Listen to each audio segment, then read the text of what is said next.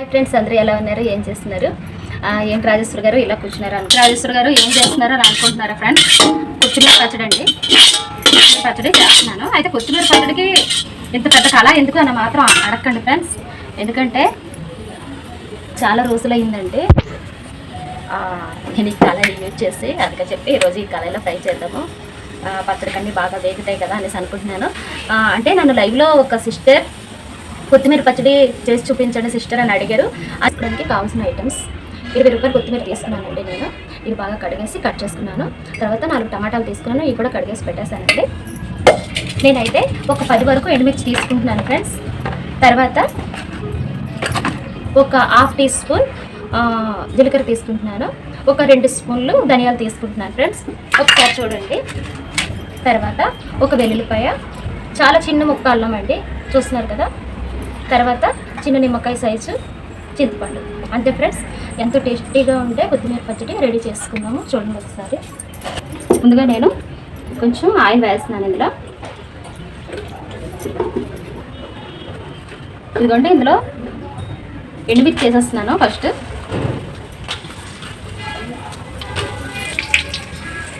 ఇదిగోండి ఫ్రెండ్స్,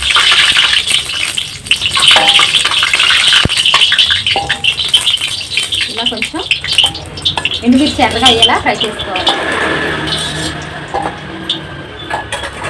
ఇదిగోండి, ఇందులో నేను ధనియాలు జీలకర్ర వేసేస్తున్నాను.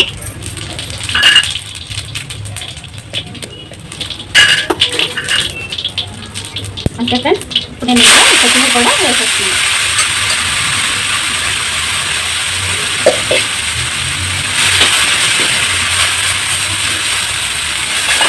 ఇందులోనే సాల్ట్ కూడా వేస్తున్నాను ఫ్రెండ్స్. చూడండి ఒకసారి.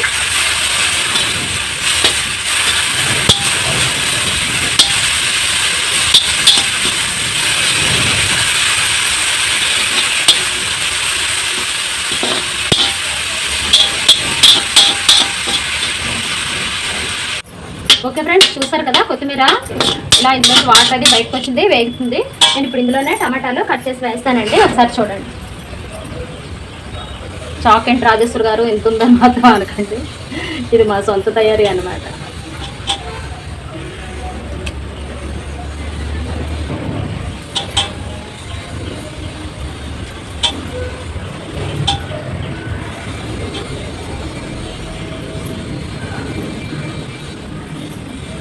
టమాటా కొత్తిమీర కలిపి మెత్తగా మగ్గించుకోవాలి ఫ్రెండ్స్. అంటే మనకి అసలు పచ్చివాసన అనేది ఉండకూడదు.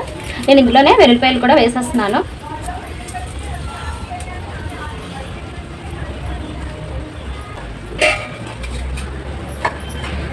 అల్లం, చింతపండు, ఎండుమిర్చి, ఆల్రెడీ మనం సాల్ట్ అందులో వేసేస్తాం కాబట్టి మొత్తం కలిపి రుబ్బుకొని వస్తాను. జస్ట్ తాలింపు వేస్తానండి, అంతే. ఓకేనా. ఇదైతే నేను మూత పెట్టి ఒక 5 నిమిషాలు మగ్గిస్తాను. చూడండి కొత్తిమీర ఎలా వేగిందో, కొత్తిమీర టమాటా. ఇదిగోండి ఒకసారి.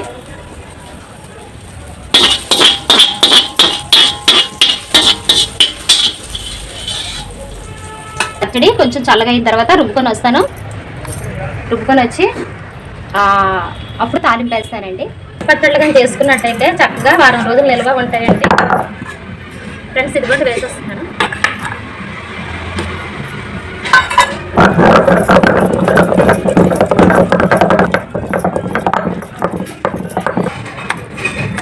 ఇంకా మా చిన్నప్పుడు అయితే ఏదైనా పచ్చడి రుబ్బామంటే రోట్లో కూడా అన్నం వేసుకుని కలిపేసుకునే వాళ్ళమండి.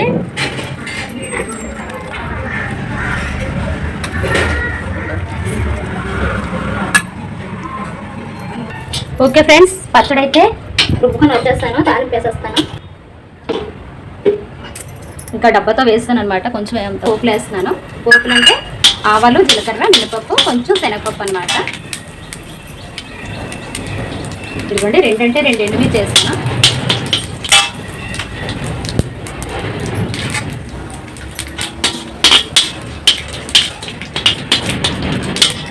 కొంచెం కరివేపాకు, ఇది ఆల్రెడీ కడిగేసి పెట్టానండి.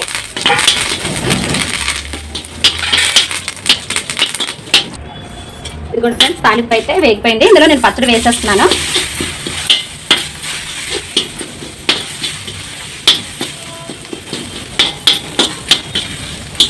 స్టవ్ కూడా ఆఫ్ చేస్తాను ఫ్రెండ్స్. ఇందులోకి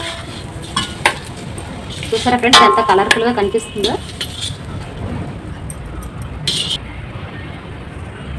టేస్టీ కొత్తిమీర టమాటా రోటి పచ్చడి రెడీ అయిపోయిందంటే ఈ వీడియో కనుక మీకు నచ్చినట్టయితే ప్లీజ్ లైక్ చేయండి, షేర్ చేయండి, సబ్స్క్రైబ్ చేసుకోండి. ప్లీజ్ ఫ్రెండ్స్ సపోర్ట్ చేయండి.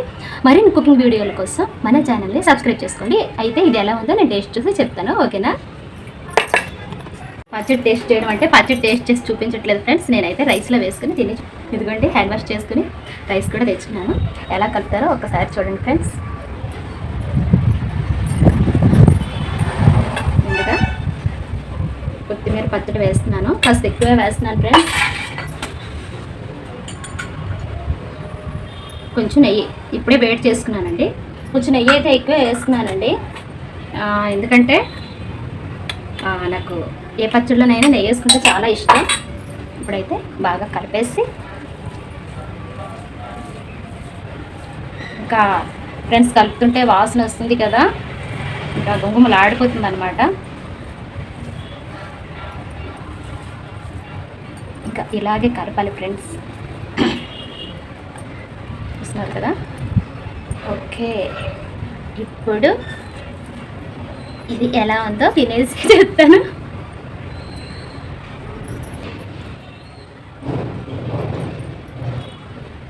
ఇంకా అన్నం అయితే చల్లగా అయిపోయింది ఫ్రెండ్స్. అంటే నేను మార్నింగ్ బాక్సుల కోసం వండిన అన్నం అనమాట. ఇది వేడిగా ఉన్నట్టయితే ఇంకా బాగుంటుంది.